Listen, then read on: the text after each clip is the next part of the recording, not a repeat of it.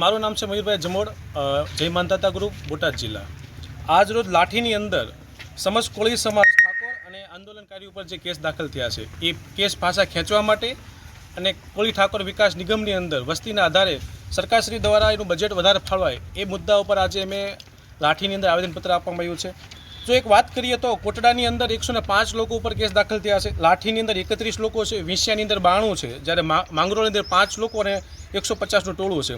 હળદરની અંદર 87 લોકો ઉપર કેસ દાખલ થયા છે, જ્યારે સુરતની અંદર 150 લોકો ઉપર। સરકારશ્રીને એક નિવેદન છે કે જો આપશ્રી દ્વારા પાટીદાર સમાજ અને ક્ષત્રિય સમાજના જો તમે કેસ પાછા ખેંચતા હો તો કોળી ઠાકોર સમાજના કેસ પાછા કેમ નથી ખેંચતા?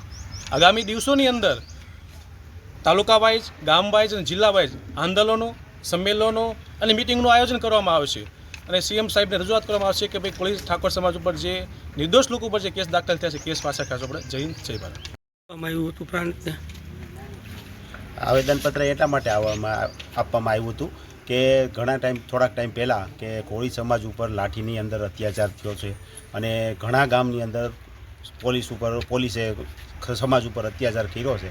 તો એ બાબતે કે બધાય સમાજના જો ક્ષત્રિય સમાજના કે પછી પટેલ સમાજના કેસ પાછા ખેંચાતા હોય તો અમારા કોળી સમાજના કેસ પાછા ખેંચાય અને લાઠીનો કેસ ખાસ કરીને એમાં જે તે સમયે ગામે અમારી હારે હતું અને પાછો કેસ ખેંચાય તો વધારે સારું એમ એના માટે પ્રાંત સાહેબને અમે રજૂઆત કરવા આવ્યા હતા। સરકારશ્રીની રજૂઆત એવી છે કે આની ઉપર ખાસ ધ્યાન દેવાનું। શું કહેશો ભાઈ? ભૂપતભાઈ ડાભી, અખિલ ભારતીય કોળી સમાજ બોટાદ જિલ્લા પ્રમુખ।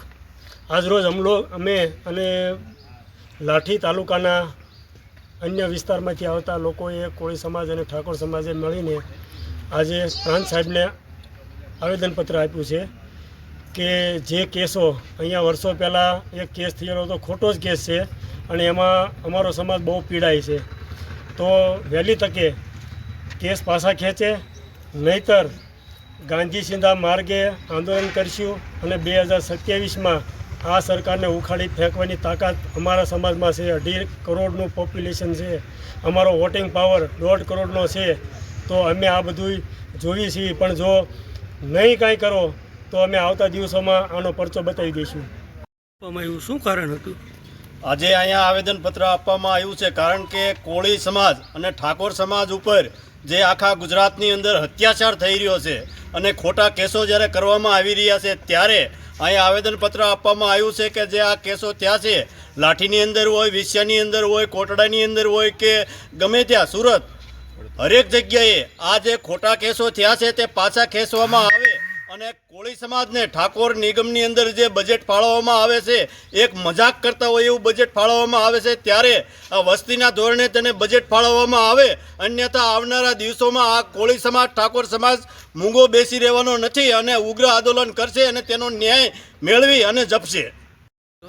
આજરોજ સમસ્ત કોળી અને ઠાકોર સમાજ દ્વારા આવેદનપત્ર આપવામાં આવ્યું છે, જેમાં આંદોલનકારીઓ છે જે કોળી સમાજના અલગ અલગ શહેરોમાં જેની ઉપર ખોટા કેસો થયા છે તેમના કેસો પરત લેવાય અને કોળી ઠાકોર વિકાસ નિગમમાં જે બજેટ ફળવાય છે તે આમ વસ્તીની દ્રષ્ટિએ તમે જોવા બેસો તો એક સામાન્ય મજાક સરકાર કરતી હોય એવું લાગે છે। એ વ્યક્તિ દીઠ 10-10, 20-20 રૂપિયા ભાગમાં આવતા હોય એ રીતનું બજેટ સરકાર દ્વારા ફાળવવામાં આવે છે। તેમજ જે આ કેસો ક્ષત્રિય સમાજ અને પાટીદારો સમાજના કેસો પરત ખેંચવામાં આવ્યા એમ કોળી સમાજના પણ જે લોકો ઉપર ખોટા કેસ થયા છે એ પણ પરત ખેંચાવવા જોઈએ, કારણ કે કોળી સમાજ પણ એક પૃથ્વી ઉપર જ રહેતો સમાજ છે, એ કોઈ મંગળ ગ્રહ ઉપરથી કંઈ આવીને અહીંયા રહેતા નથી। અમે માત્ર ખાલી ઊંચી આંગળી કરવા માટે અહીંયા આવ્યા નથી, એટલા માટે કોળી સમાજને પણ યોગ્ય ન્યાય મળવો જોઈએ, એમને પણ પૂરતું બજેટ ફળવાવું જોઈએ। આ બે મુદ્દાઓ ઉપર સરકાર વિસ્તારથી એના ઉપર ધ્યાન આપે, નહીં તો ઘરે ઘરે જઈને આગામી દિવસોમાં આનું મોટું સ્વરૂપ આપી અને સરકારને અમે બતાવશું।